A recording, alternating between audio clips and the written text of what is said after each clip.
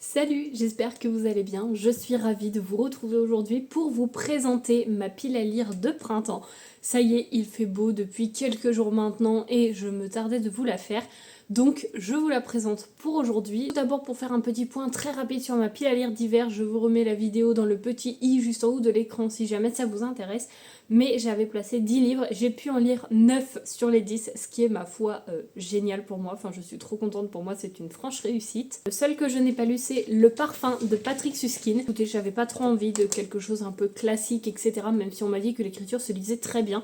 Voilà, je me suis pas encore lancée dedans, mais franchement pour le reste de ma pile à lire, on peut quand même dire que 9 sur 10 c'est quand même un très bon score. Et dans cette pile à lire printanière, j'ai pu encore une fois y placer 10 romans. Et là, on va avoir plusieurs genres, on va avoir de l'historique, de la romance, du témoignage, du contemporain, du thriller et du fantasy. Et alors, à chaque fois, je vous le dis, mais même si le printemps commence réellement le 21 mars, pour moi, ça commence début mars. Donc, je commencerai cette pile à lire début mars. Enfin, dès la publication de cette vidéo, tout du moins. Donc, le premier livre que j'ai pu y placer, c'est Les douleurs fantômes de Melissa d'Acosta, publié aux éditions Le Livre de Poche. Je ne veux pas savoir du tout de quoi ça parle, donc je ne pourrai pas vous aiguiller sur le résumé. Mais n'hésitez pas à aller voir dans la barre d'infos, je vous donne toujours les résumés, enfin les liens vers les livres sur Amazon. Encore une fois, je sais que Amazon n'est pas, enfin ce n'est pas un site où je vous recommande d'acheter, mais c'est juste que je vous mets le lien vers ce site étant donné que dessus vous avez toutes les infos, la date de publication, l'auteur, l'éditeur, le nombre de pages, le résumé, vous avez les différents formats et les prix. C'est vraiment pour avoir toutes les infos complètes. Tout ça pour vous dire que je ne sais pas du tout de quoi ça parle, mais en fait c'est parce que j'ai envie de continuer de découvrir Melissa d'Acosta. C'est une auteure que j'adore. J'ai pu lire pas mal de livres d'elle et à chaque fois ça a été de franches réussites. Il y en a que j'ai un petit peu moins aimé forcément, mais beaucoup ont été quand même des coups de cœur ou voire des très très bonnes lectures. Le dernier lu a été La Faiseuse d'étoiles. Et vraiment, ça a été un coup de cœur. Je l'ai lu en une fois, d'une traite. J'en ai pleuré, j'ai adoré. Ce roman m'a bouleversée. Et donc j'aimerais continuer mes lectures de cet auteur avec celui-ci. Un petit thriller pour changer un petit peu de ce que j'ai l'habitude de lire, enfin dans mes genres on va dire majoritaires, même si maintenant je lis quelques thrillers de temps en temps. Surtout parce que j'en ai quelques-uns dans ma pile à lire et que bah voilà, il faut aussi que je les écoule. J'ai placé La liste de nos interdits de Koetizane, publié aux éditions Pocket. Et alors là, en fait, on a une liste où c'est ne pas se rendre seul à la bibliothèque le soir, ne pas se garer à plus de 6 places de sa destination, ne pas faire confiance à un inconnu, ne pas sortir sans bombe lacrymo, etc. etc. Il y a plusieurs règles. Et la règle numéro 1, ne jamais monter dans la voiture d'un inconnu. Et on y suit Sarah et Jennifer qui ont tout prévu, qui ont rédigé la liste de ces choses, enfin de ces interdits. Elles ont pris toutes les mesures de sécurité, tout au mieux pour qu'il ne puisse rien leur arriver. Mais un soir, elle décide d'enfreindre la première règle, c'est-à-dire monter dans un taxi. Alors à partir de là, le cauchemar n'aura plus de fin. J'espère vraiment que ce sera une bonne lecture parce qu'en fait au niveau du résumé, ça me fait penser à 7 mensonges. Je vous mettrai la couverture sur l'écran. Parce qu'en fait on démarre l'histoire où il y a un premier mensonge jusqu'à 7 mensonges qui font qu'on voit justement tous ces mensonges, comment ça impacte la relation et c'est un thriller. Et en fait, moi j'avais abandonné parce que vraiment les mensonges c'était que tu veux venir voir ma mère? Oui, j'ai envie d'aller voir ma belle-mère. Et en fait, elle a pas envie d'aller voir sa belle-mère. Et ça, c'est un mensonge. Et là, je me dis, ah ouais, on est sur des mensonges comme ça. Et en fait, enfin, je me souviens plus, ça fait très longtemps que je l'avais lu et encore une fois, je m'étais arrêtée même pas à la moitié, je crois. Et du coup, ça me fait un peu penser à ça, avec les mensonges, les règles, etc. Que quand le premier commence, après on ne s'arrête plus. En tout cas, j'espère que ce sera pas du tout dans la même veine. Mais voilà, celui-ci fait également partie de ma pile à lire pour ce printemps. Un autre contemporain que j'ai envie de découvrir tout simplement pour son auteur, comme Melissa d'Acosta. Ici, il s'agit de Tu comprendras quand tu seras plus grande de Virginie Grimaldi, publié aux éditions Le Livre de Poche. Si jamais vous ne savez pas trop, même si je vous le dis à chaque fois que je vous présente un de ces livres, Virginie Grimaldi et Melissa d'Acosta font partie de ces auteurs que je n'ai pas forcément envie d'acheter leurs livres neufs, même si vous allez me dire oui mais c'est bien pour soutenir des auteurs. Je le sais, mais dans ma démarche maintenant de ma pile à lire, etc., j'essaye de privilégier un maximum les romans d'occasion. Et souvent, c'est quand je tombe dessus en brocante que voilà, je me décide à les acheter. Et pareil, je n'en sais absolument rien de ce résumé, mais j'ai envie de me laisser tenter parce que Virginie Grimaldi, à chaque fois, j'aime beaucoup ce qu'elle écrit. Il y en a qu'un que j'avais pas aimé. C'était Le premier jour du reste de ma vie, je crois, un truc comme ça. Enfin, je vous mettrai la couverture. Où vraiment, j'avais pas du tout accroché, mais alors le reste, sinon, vraiment, j'en ai lu pas mal d'elle maintenant. Et franchement j'adore. Voilà, par exemple les 4 là qui sont affichés derrière, je les ai tous lus. Donc j'espère lire celui-ci pour cette saison. Et ensuite on continue avec La confiserie de Rosie de Jenny Colgan, publiée aux éditions Pocket. Et alors là on est sur une histoire d'héritage. Personne dans la famille voulait se charger de trouver une maison de retraite pour une tante, donc la tante Liliane, ainsi qu'un acquéreur pour la confiserie que cette tante a tenue pendant des années. Personne vraiment veut se coltiner tout ça et donc Rosie se propose de le faire. Sauf que, et alors là c'est vraiment à ce moment-là où vraiment le résumé me donne trop envie et que j'ai vraiment envie de lire ce livre. Seulement, en découvrant la petite ville de Lipton, la londonienne hésite. La vie est morne et la vieille dame s'avère plutôt acariâtre. Mais au milieu des sucreries et des bocaux multicolores, un secret et une nouvelle vie pourraient bien se trouver cachés. Cette histoire d'héritage avec des vieilles librairies, des vieilles maisons ou autres, mais alors moi, mais j'adore, vraiment j'adore. Alors là, pareil avec une confiserie. J'avais lu un livre comme ça où il y avait une confiserie dedans, mais j'avais adoré pareil et donc ça m'a fait penser un petit peu avec ce résumé à cette histoire que j'avais lue et adorée. Donc j'espère m'y retrouver et trouver justement dedans ce qui me plaît. Maintenant nous passons sur un roman que l'on a vu passer partout il y a des années et que pourtant je n'avais encore jamais acheté. Il s'agit du tome 1 de Lune ardente de Morgane Rugraff, publié aux éditions Plume Ardente, aux éditions Plume Blanche, pardon. Et ici on est donc sur le premier tome, le premier cycle qui se nomme Crépuscule. C'est une duologie. Je ne voulais pas l'acheter neuf parce que encore une fois dans cette démarche d'acheter déjà pour moi moins cher, mais également pour la surconsommation des livres, etc. Même si, ok, c'est bien de soutenir des petites maisons d'édition ou des petits auteurs, enfin bref, des auteurs français, des maisons d'édition françaises, je le conçois. Je pense qu'il y a des romans, ouais, je les achète neufs, mais il y en a quand je les trouve d'occasion, je préfère les privilégier d'occasion. Sachant que là, je l'avais trouvé à Easy Cash 5 € moins cher que le prix neuf, donc ce qui n'est pas non plus négligeable, sachant qu'il est en état neuf. Je ne sais plus pour le résumé de quoi on parle, mais il me semble qu'on est vraiment sur une fantaisie adulte, que j'avais vraiment envie de découvrir depuis des années. Donc je vous avoue que enfin quand je l'ai trouvé, je me suis dit allez ça y est, je peux enfin tout prendre. Parce que vraiment pour moi c'est impossible de le trouver d'occasion, que ce soit sur des sites de revente, etc. Je le trouvais pas, et donc là le trouver sur chez Easy Cash, j'étais refaite. Et comme je vous ai dit, le résumé je ne sais pas et je ne veux pas trop en savoir, donc je suis désolée, ça ne vous aiguille pas trop, mais on en a pas mal entendu parler ces dernières années. Ensuite un témoignage pareil que moi j'ai entendu, que j'ai vu passer sur les réseaux et que j'ai pas mal entendu parler, c'est La vie en turquoise de Élise Giraudot, publié aux éditions Solaire Poche, je pense qu'on prononce comme ça à la maison d'édition. Alors là je vais vous lire vraiment le résumé parce que vu que c'est un témoignage, je ne veux pas dire de fausses choses ou des choses un petit peu transformées. On y suit Ellie et Louise qui sont deux sœurs fusionnelles, l'une sportive et solitaire, l'autre coquette et ultra sociable.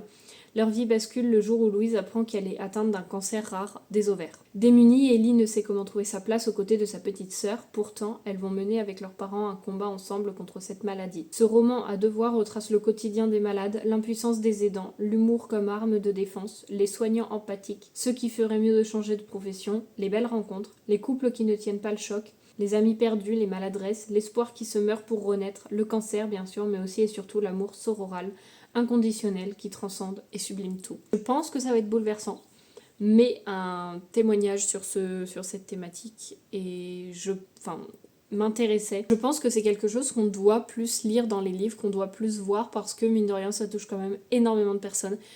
Et c'est vrai qu'on se sent complètement impuissant en tant qu'aidant quand parfois il n'y a rien à faire. Il faut juste aider la personne un petit peu dans son confort. Et du coup c'est dur de se sentir autant impuissant. Et c'est vrai que je pense que ce témoignage va pas mal me toucher. Mais en même temps j'ai pu prendre assez de recul depuis. Et je pense qu'un témoignage de ce genre ne peut qu'être intéressant. Et donc j'ai hâte de le découvrir. Même si je me dis ça doit être quand même quelque chose d'assez entre guillemets frais. Et pas de morne, de triste. Ou vraiment ouais ça va être touchant. Ouais je vais pleurer je pense.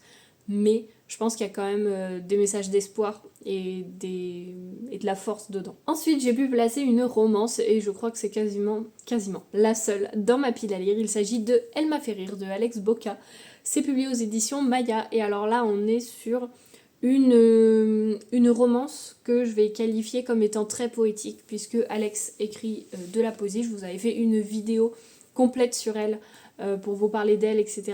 dans mes vlogmas. Donc pareil, si jamais ça vous intéresse, je vous remets la vidéo dans le petit i. Elle écrit des romans, elle écrit des poèmes, elle fait des petites affiches, des posters, des cartes postales, mais également des petits objets de collection, donc des clés, je sais plus comment ça s'appelle, je crois des clés du bonheur ou quelque chose comme ça. Elle a fait également des petites montres à gousset avec des petites citations dedans, moi j'en ai une. Et j'ai pas mal de ses cartes postales, de ses affiches, tout ça. C'est une personne que j'apprécie beaucoup et donc j'ai pas encore lu son roman. J'ai également un recueil de poèmes qui est en cours, que je lis de temps en temps.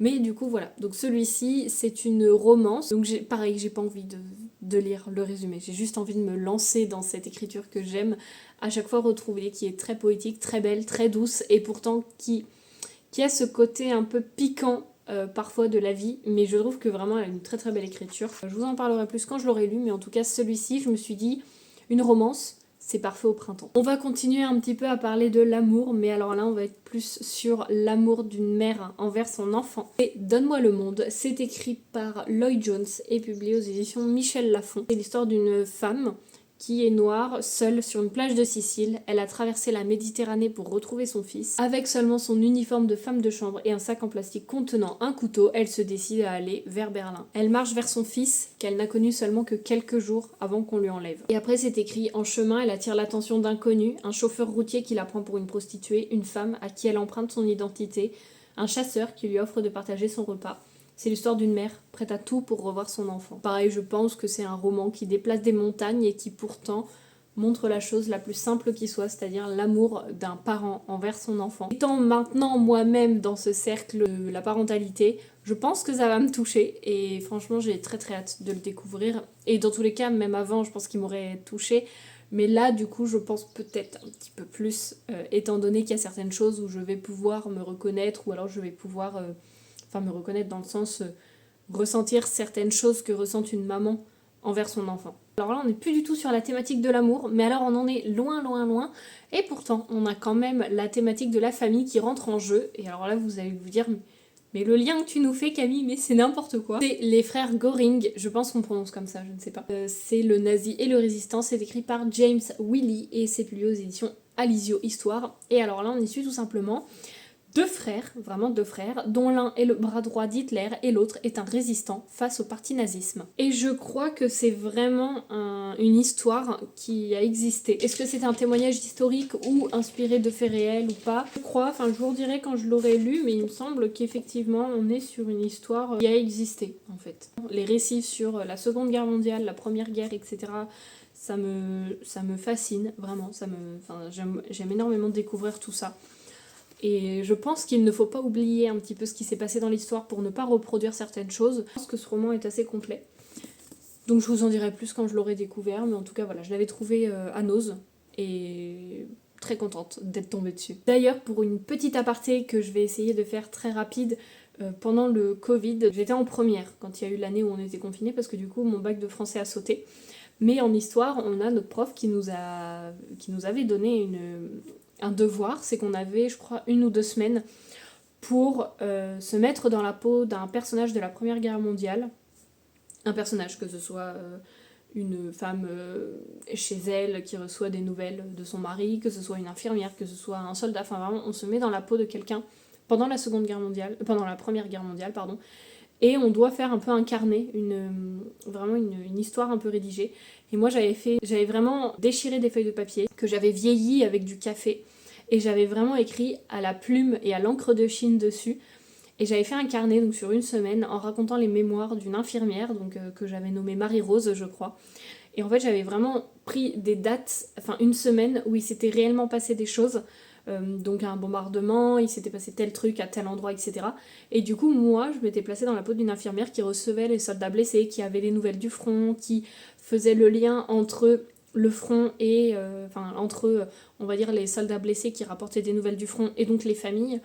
Et j'avais adoré faire ça. J'essaierai de vous remettre, j'avais peut-être des photos dans mon téléphone. Mais je l'ai toujours ce carnet. J'y tiens, mais j'y tiens énormément. Et c'est un des devoirs que j'ai le plus kiffé de faire. C'est une petite aparté de pourquoi j'aime énormément cette époque. Allez savoir pourquoi, alors que l'histoire, mais c'est vraiment une matière qui me gonfle. Mais alors les 2 guerres mondiales, j'aime énormément, même si je suis une brêle. C'est-à-dire que vous pouvez me dire qu'est-ce qui s'est passé exactement pendant cette guerre, je sais pas, mais j'aime énormément lire des articles, voir des choses ou lire des romans sur ces périodes-là. Même si je retiens que la moitié à la fin, j'aime bien. Voilà, c'est mon histoire. C'est-à-dire que moi, dans l'histoire, je ne retiens rien, c'est comme la géographie. J'ai un cerveau où tant que je n'y suis pas allée, par exemple, aller visiter Oradour-sur-Glane, et bah là, ça y est, du coup, j'ai retenu la date, j'ai retenu ce qui s'est passé, j'ai retenu les enjeux, j'ai retenu qui est-ce qui avait été touché et pourquoi. Voilà, là, j'ai le chien qui est en train de se gratter à côté de moi, je suis désolée. Mais du coup, là, j'ai retenu parce que j'y suis allée, parce que j'ai pu visualiser, concrétiser vraiment. Mais alors, quand je lis juste, ou que c'est juste un cours qui est expliqué, je vous avoue que mon cerveau, nada. Bref, parenthèse historique fermée, parce que parenthèse qui était finalement assez longue. Nous terminons avec le dernier roman, qui n'est autre que La petite librairie de Riverside Drive. C'est un titre à rallonge et imprononçable. Écrit par Frida Skyback et publié aux éditions Charleston. Pareil, sur une histoire d'héritage, je crois, donc vraiment ça me donne trop envie. Le résumé est assez long, je vais essayer de vous faire un résumé du résumé. Nous y suivons donc Charlotte qui vit cloîtrée chez elle dans sa campagne suédoise depuis un terrible accident qui a coûté la vie à son mari. Elle vit complètement reclus, elle noie son chagrin dans le travail. Et quand elle apprend qu'une tante inconnue lui a légué une librairie à Londres, pour elle, l'issue est très simple, c'est-à-dire de la vendre pour ne pas perturber ce petit quotidien qu'elle a réussi à mettre en place dans sa nouvelle vie pour trouver un nouvel équilibre. Sauf qu'une fois sur place, vous vous doutez bien qu'elle tombe complètement sous le charme de cette librairie, de ses étagères en bois massif, de cette petite ville. Et à la fin, ce qui décide encore plus de me donner envie, alors qu'elle apprend à connaître les lieux, la découverte d'une lettre jamais envoyée va la prolonger directement dans la jeunesse de sa mère. Que s'est-il passé entre les deux sœurs pour que Charlotte n'ait jamais connu sa tante? Quel secret se cache derrière les murs de la librairie? J'ai pas à en dire plus. Voilà, je pense qu'on va être sur une double temporalité. Vraiment, j'adore cette thématique. Vous pouvez être sûr qu'à chaque fois, moi, je plonge la tête la première dedans et j'adore. Et très souvent, on est sur une histoire à double temporalité où la deuxième temporalité se situe dans une époque de guerre. Donc vraiment, tout se retrouve. Pas forcément, mais j'en ai lu quelques-uns dernièrement où c'était un petit peu ça. Dans ce genre de double temporalité, je vous en avais fait une vidéo complète de ces livres de double temporalité. Mais Les Lettres de Rose et Bien Aimé de Aurélie Tramier font vraiment partie des livres à double temporalité que je préfère. Et je trouve que c'est ça aussi la magie des livres, c'est que chaque histoire nous rappelle aussi à quel moment on le lisait, et donc ça nous touche encore plus. C'est pour ça qu'il y a des livres, je pourrais pas m'en séparer, parce qu'ils ont des moments de vie tellement accrochés à eux que c'est pas être matérialiste, c'est vraiment que les souvenirs sont accrochés à ces livres. Mais bref, celui-ci fait également partie de ma pile à lire. Voilà un petit peu pour cette vidéo et cette pile à lire qui j'espère vous plaira. J'espère vraiment que vous aurez passé un agréable moment en ma compagnie. Et sur ce, moi je vous dis à la semaine prochaine pour la nouvelle vidéo et d'ici là je vous souhaite de faire de très belles lectures. Salut!